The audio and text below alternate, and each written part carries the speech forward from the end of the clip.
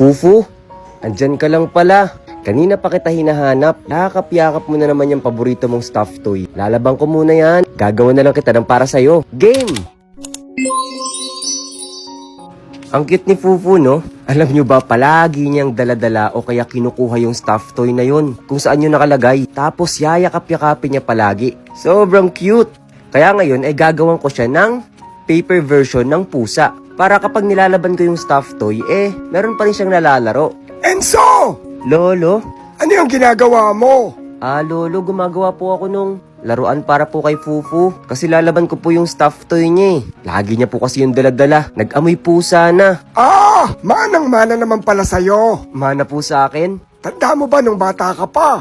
Palagi mong daladala yung maliit mong unan. Yun yung unan mo ng baby ka pa. At alam niyo po ba, Lolo? Ilang araw po akong hindi makatulog at iyak ng iyak dahil po dun sa unan na yun. Bakit naman? Ito po kasi yung nangyari.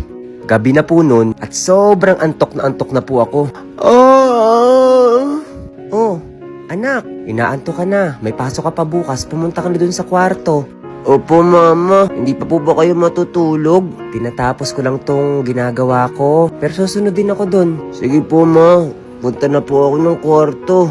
At nung pagpunta ko nga po ng kwarto, Lolo, ay... Nasaan yung paborito kong unan? Paborito mong unan? Nako, tinapon na. Pinatapon na ni Papa kagabi. Sobrang dumi na kasi tsaka ang baho, amoy laway. Tinapon? Paborito kong unan yun eh. Paano ako matutulog niyan? Itanong mo kay Mama. Baka nandun pa sa basurahan.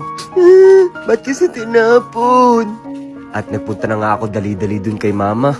Mama, nasan po yung unang ko? Ay, yung unan mo? Naku, tinapon ni Papa mo kagabi. Sobrang dumi na daw, tsaka amoy laway na. Paborito ko po yun eh. Hindi po ako makakatulog pag wala po yung unang ko. Unan ko pa po yun nung bata pa po ako eh. Ayaw ko pa nga po yung palaban eh. Naku, hindi ko alam yung gagawin ko. O sige, huwag kang mag-alala. Ngayong gabi, ako muna ang yayakap sa'yo ha? Para makatulog ka. Sige po, Mama. At yun, mga ilang araw din ay nasanay na ako na wala yung unan ko. O ayan, nagawan ko na ng laruan si Fufu. Hindi na siya malulungkot dahil wala pa yung stuffed toy niya. O, cute-cute Fufu no? O sige, diyan ka na. Laruin mo na yan.